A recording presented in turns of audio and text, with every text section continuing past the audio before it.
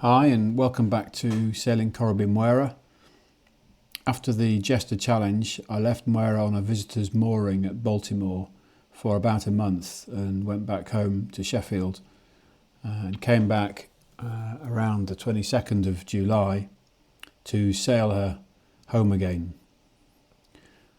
One of the advantages of keeping Mwera on a trailer is that I can choose where to launch and where to retrieve year by year. And this year I thought it would be fun to sail back along the south coast of Ireland, across to Wales, up the Bristol Channel, and to finish in the floating harbour in the centre of Bristol, where I lived for some years. And it would be quite fun to visit Bristol by boat. This video covers my trip home. Starting from Baltimore, I covered about 300 miles over 15 days and met some great people, visited some lovely harbours, caught up with friends in Pembroke, and all in all it was a fantastic, mainly downwind trip with one or two tidal challenges along the way. I've anchored in a place called Blind Harbour, which is about 10 miles east from Baltimore, and this is my first night stop on my way back to England, probably to Bristol. That's the entrance there, which is about 200 metres wide. It's been quite a big downpour and it's cleared the air, and it's just a beautiful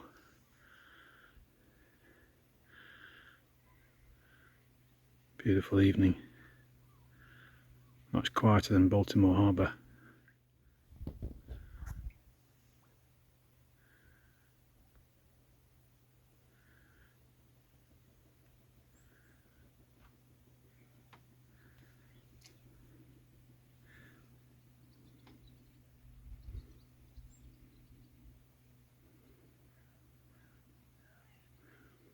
Just trying to capture some of this evening light.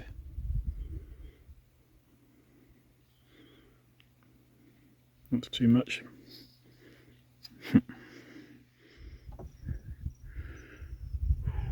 Gosh, that's nice, isn't it?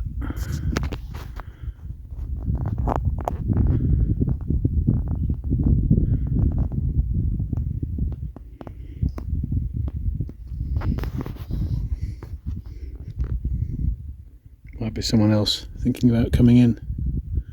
Maybe they're just drifting past.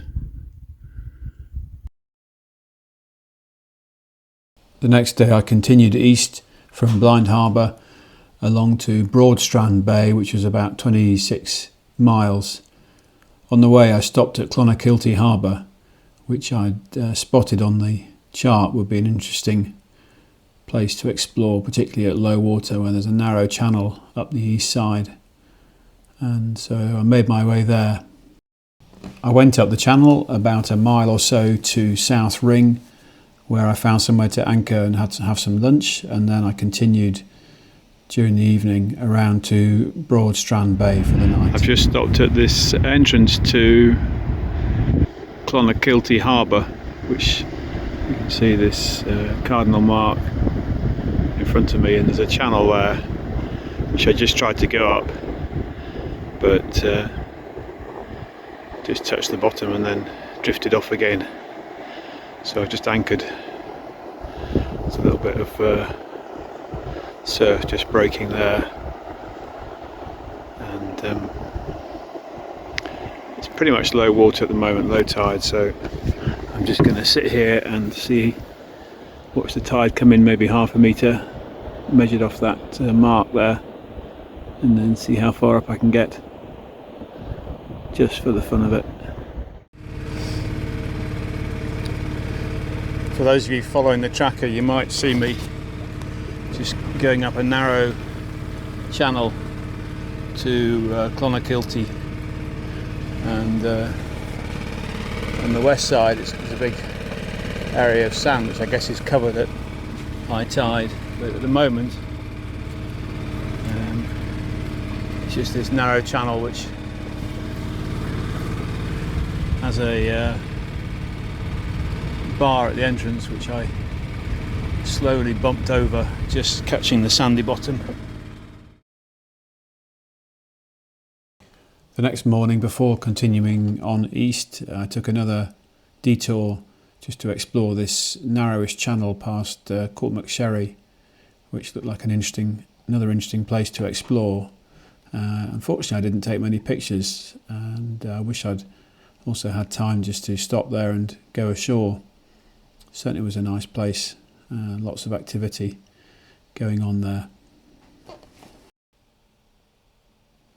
I did get to watch these guys who were working their way down the channel, repositioning or servicing. Just going past the old head of Kinsale, so called. Slightly unusual, black and white striped lighthouse. Usually they have some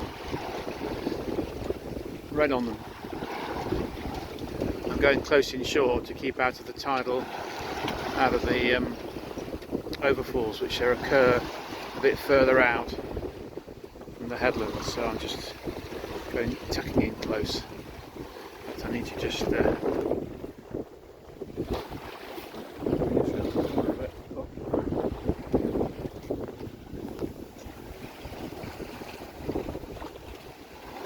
really spectacular.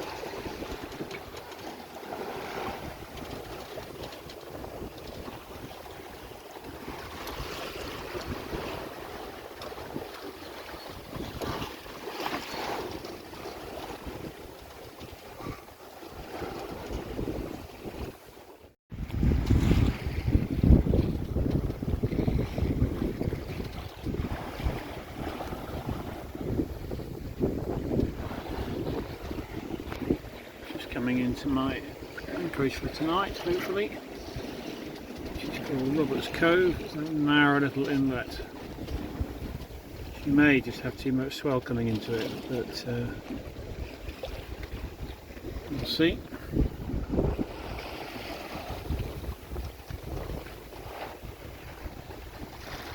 It's quite big caves in that cliff facing there, and then cove is somewhere in that, just inside there. After Robert's Cove, another 25 miles further on, I came into the harbour of Youghal. I think that's how it's pronounced. It's quite an interesting harbour with this sand spit that comes 3/4 of the way across the mouth of the river, and creates quite a narrow channel with strong tidal streams on the flood tide of up to about 3 knots. So I came whistling up the channel and missed the pontoon on the way in, so I had to turn around and come in close to shore, heading upstream to get back to the visitors' mooring. As I was tying up there, I met some other guys getting off a boat who invited me to their, what they called their indaba, a sort of Friday night meeting in the pub across the car park where they put the world to rights every week. So that was very nice. I joined them for a bit of Guinness before going off to find an anchorage just on the north. I'd been timing my journey across the south coast of Ireland here to get me to a suitable setting off point to cross over to Wales with a good weather window, so I hoped. So the next day I made my way to Fethard, which was quite a longish passage, and when I got there, the harbour is actually a small drying harbour, so I anchored just outside the moorings that are there outside the harbour.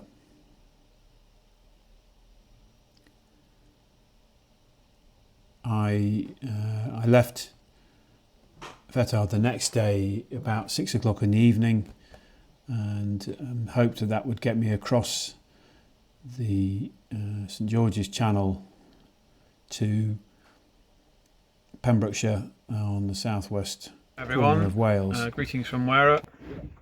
I'm about 60 miles into my crossing of the Irish Sea back towards Wales.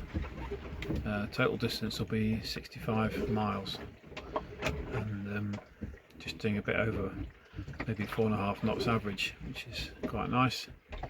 Pretty gentle sailing. We are sort of going downwind across the waves, so quite a lot of rolling around, as you can see from the stove. But pretty flat out there. Somewhere to my southwest, the Fastnet fleet are starting to make their way south from the Fastnet Rock, and the multi-hull leaders are doing about 30 knots, tacking upwind. There is more wind over there, but still pretty impressive. Anyway, good night to you all. Cheers.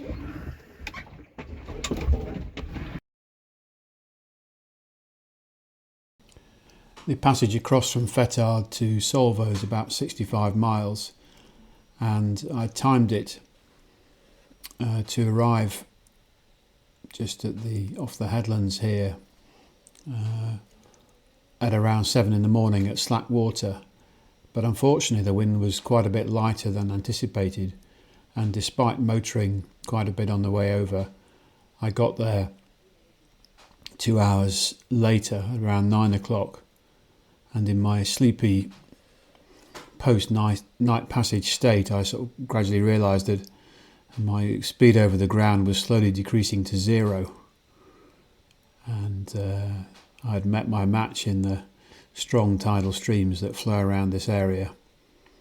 And so, pointing southeast, but essentially ferry gliding across the tide, going in a northeast direction, I went around north of the Bishops, a series of small rocky islands, and managed to just about get into White Sand Bay off the mainland to shelter from the remaining tide and to have a little rest before continuing round to Solva.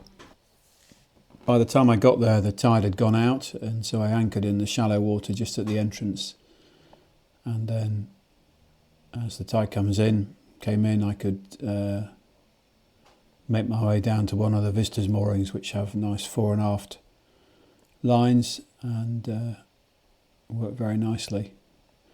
I have to say Solva is one of my favourite harbours. I stopped here when I did my round Britain trip 2 years ago, and it's just very friendly, very sheltered, really nice accessible walks along the cliffs, and friendly harbour master. And just lots going for it. Pub just at the top of the harbour. All in all, a good place. And I spent 2 nights there, enjoying it and relaxing and catching up a bit. As I left to head south to go through Jack Sound and round to Dale in Milford Haven, I spotted these clouds, which I think are some sort of wave cloud where there is a higher wind, which sort of shears off the top of the waves. So they look like breakers. I've seen them once before around North Wales somewhere. Quite intriguing. So anyway, I headed down through Jack Sound, which was a relatively benign experience despite its reputation, and went into Dale. This was really a passage anchorage as I continued along the south coast of Wales, heading into the Bristol Channel.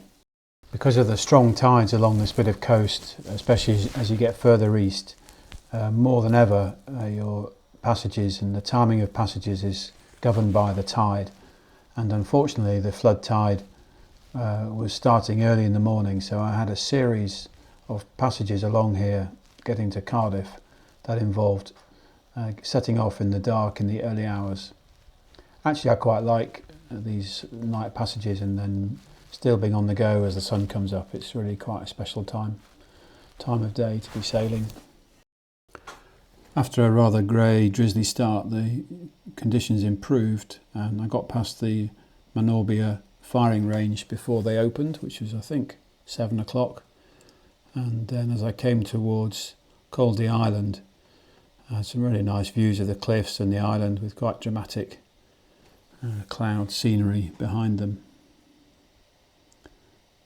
I picked up the nice fast tidal stream through called the Island Sound, and then just coming round the corner and getting the first sight of Tenby was just a really spectacular sunrise highlight. Just reaching up the coast from Tenby to Saundersfoot after a sort of night passage from Milford Haven. Coming at night meant that I was with the strong tides, and also avoided any issue with all the firing ranges along the coast there. And this passage up through the Sound down, the Sound down there and then past Tenby, which I've never seen before, but it's quite spectacular. And then just round that next rocky headland there is Saundersfoot, and hopefully a visitor's mooring waiting for me.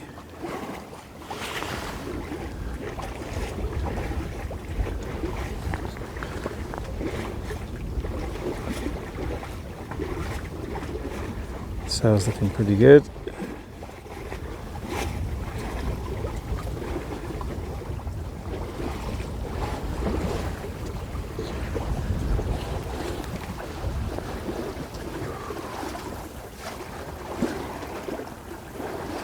It's just one of those magical mornings where you're not sailing that fast, but the sea's pretty flat as well, so just glide along quite effortlessly.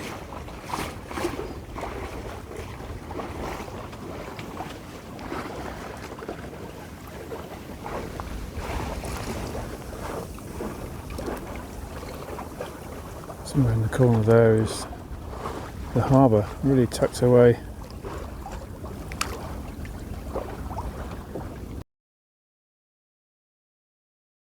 After talking to the harbour master, I picked up a visitor's mooring, which they're about a third of a mile offshore from the harbour mouth, because the tide goes out a long way there, relatively shallow. And in fact, the harbour master said at spring tides they can actually pretty much wade out to the moorings to service them, which is quite handy. So I went ashore, met up with some friends and spent the afternoon and early evening with them. And then, unfortunately, when we got back to the harbour, I found my dinghy was half sunk with the electric outboard also underwater. And it seemed that as the tide had gone out, the pontoon had come down and ripped a hole in one side. So I managed to rescue all that and get it onto the pontoon and emptied out. And this guy called Ollie, who was just putting his powerboat to bed for the night, kindly offered or agreed to take me out to Mwera with the dinghy. At that point I wouldn't need the dinghy anymore for going ashore, and so he in fact was a sailor who temporarily had a powerboat because his children were too young for sailing, so he was quite happy to help out a fellow sailor.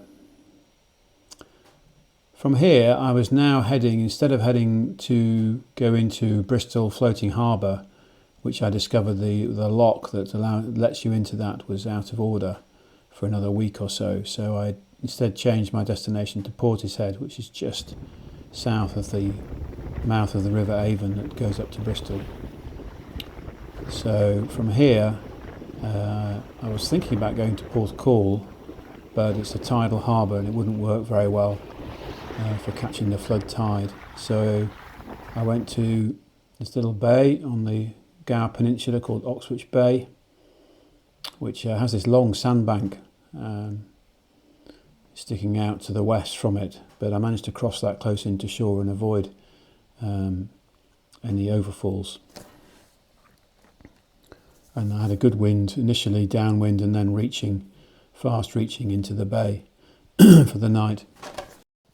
From the Gower, my next really viable harbour was going to be Cardiff, which is 43 miles, which would usually be more than I could do on one tide.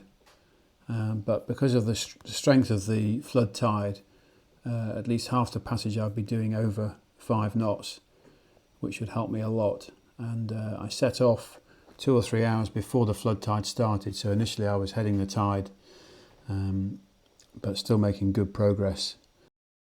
Cardiff Bay is formed by a long barrage which maintains extensive area of water with several marinas in it, and you access the bay through a lock, or there are 3 locks, and you're told which one to use. So I got to the area outside the lock just around high water, which was very nice. I had to wait for a little while for this large dredger to manoeuvre from within this area just outside the lock entrances out into where there was more space. Once it was clear, I was allowed to enter, and from there it was a very short distance across the harbour to Cardiff. Just come into lock number 1 at the Cardiff barrage, and that's probably the last boat in, and then the nice floating pontoon that goes up and down with you, so it's quite easy to tie up. So all good, and I've got a marina berth booked in the Cardiff Bay Yacht Club, so that'll be nice. It's about 9 hours trip so far, all good.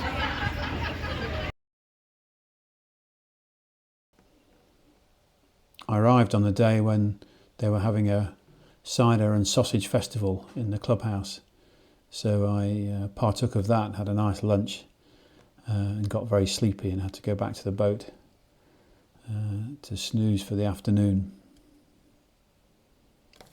The next morning these birds were as reluctant to go into the water as I would have been. They were just snuggled down at the bottom of the slipway, huddled down I should say, at the bottom of the slip. The final passage of this trip was from Cardiff to Portishead, which is another locked marina, and I think the first lock I could get in was about 12 o'clock midday, and the distance was 17 miles, but with the tide I could easily do that in about 3 hours. I didn't have to set off quite so early. I could just set off in the middle of the flood tide, and that would whisk me up the channel nicely. So I locked out in Cardiff and had a fairly boisterous, bumpy, windy downwind sail up the Bristol Channel, sticking initially to the west side of the shipping lane and then crossing over to the east side as I got near Portishead, and was speeding along, probably a little bit slow to reef, but just loving the speed. Having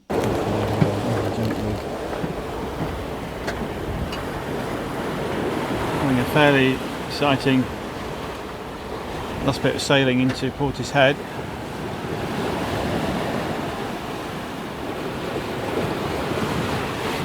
There's so much blue there.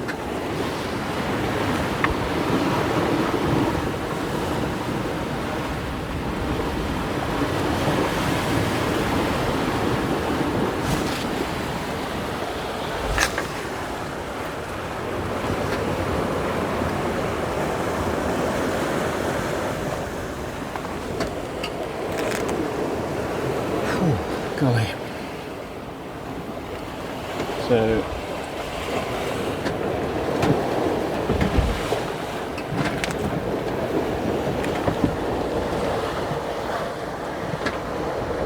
just about see my route.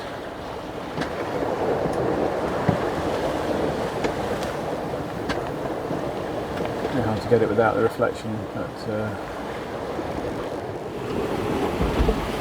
crazy. Just look on the shore there. Some little sailing club. Somebody's got their little sail up. It's like a rib safety boat going down to the water.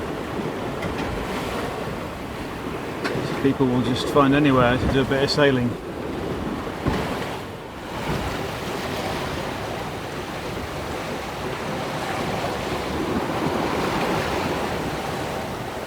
crazy. Yeah, so this is my last passage for this summer from Cardiff to Portishead. Locking out of Cardiff at about 9 o'clock this morning, and then hopefully locking in here at 12 if I make it in time. Maybe it's either quarter to 12 or quarter past, I think. So yeah, it's a bit like the last passage I had at the end of my round Britain, when I was coming down the Humber in similar conditions. Blustery, force 5, gusting 6, big swells and waves pushing us around, and yeah, all good stuff. Hi everyone, I've made it into Portishead Lock, I have to say with considerable relief.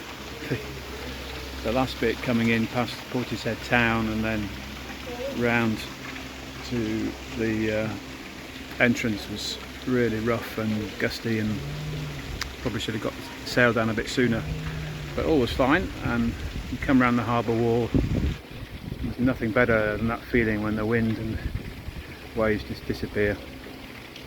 So yeah, that's the end of Mwera's season, and the total log here is saying 699 miles done. It's probably half as much again, because for quite a long time the log was jammed up with weed and stuff and was under recording. But anyway, it's been a good time, and no messing around with this lock. No warning that you're going to be suddenly in a waterfall. Anyways, all tied up nicely, so it's good. Ooh.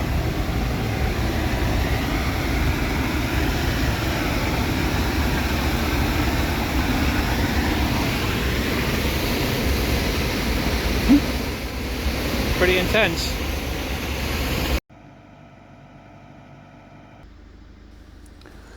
So in fact, before I could get Mwera out of the water, I had to get the train back to Sheffield and rent a van and pick up the trailer from home.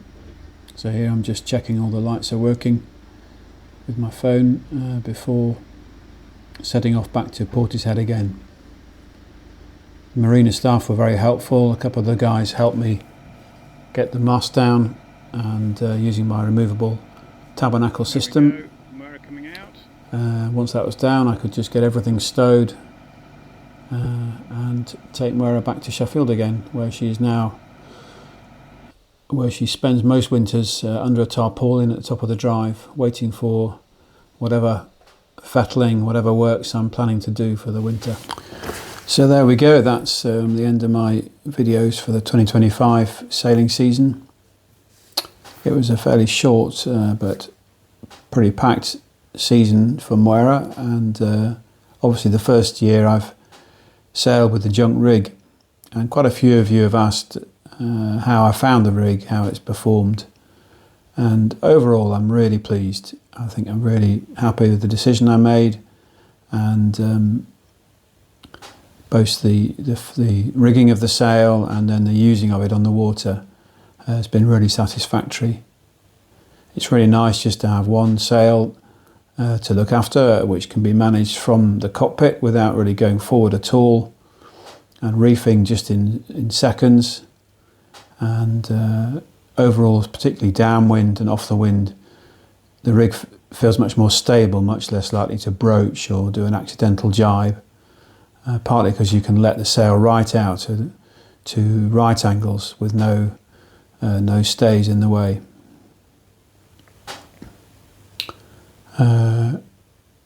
With the sail down, hanging in the lazy jacks, it is a large weight of sail, and when you're motoring, particularly in a swell, the whole pack sort of sways backwards and forwards in quite a violent way, and despite my attempts to secure it. And so one modification I'm going to make is to make some sort of boom gallows over the cabin top to strap the sail, to lash the sail down onto when I'm motoring, and that may well include making a permanent hard dodger rather than the canvas dodger that I have at the moment. That'll probably be my project for this year. So I think for downwind sailing, I've sailed faster. I've averaged over 5 knots for a couple of passages, which is usually I'm just over 4 knots, 4.2 knots average over the last few years with my Bermudan rig. So good downward performance. I think you can leave more sail up for longer in stronger winds just with the stability of the rig. Going upwind, I only had one significant upwind section on the Jester, and I think my performance was okay. The Mwera has never been brilliant upwind. I'm not sure whether I didn't get the Bermudan rig set up very well, but with the bilge keels as well, pointing ability wasn't brilliant. Certainly not tacking sort of 90-90 tacks, more like 100 or over 100. And that was a similar experience at the beginning of the Jester, but made worse by a contrary tide. Of course, tacking into the tide is never very satisfactory. So it'll be interesting to try a bit more upwind sailing. I think the other thing I did at the beginning of the Jester was, in the heat of the moment, I probably just kept too much sail up, so I was heeling a lot, which obviously creates more side slip and decreases your upwind performance. So I think I should have reefed a bit earlier, maybe down to 2 or 3 panels down, and that might have helped me getting out of Plymouth. So overall it's performed well. There have been a few niggles with the rig. One of the lines that sets the position of the yard I was probably pulling it too tight, and it has abraded the mast a bit, which if you left it like that for half a year or something, it would probably just actually make a hole in the mast. So I need to change that for maybe some webbing strap instead of a thin 6mm line. Or I also wondered about using some Dyneema, which is much smoother and more slippery. So apart from that, and setting up some sort of boom gallows, overall I think the sail is performed well. One other issue I noted was when jibing, is that the sheetlets that gather together to form the main sheet from the booms of each panel, the battens in each panel, they used to get caught on the end of the battens, and I basically need to rig the sail with the battens a bit further forward in the sail pocket, so there's almost nothing sticking out behind the leech of the sail, and that would help that. And there's also probably a need to set up some sort of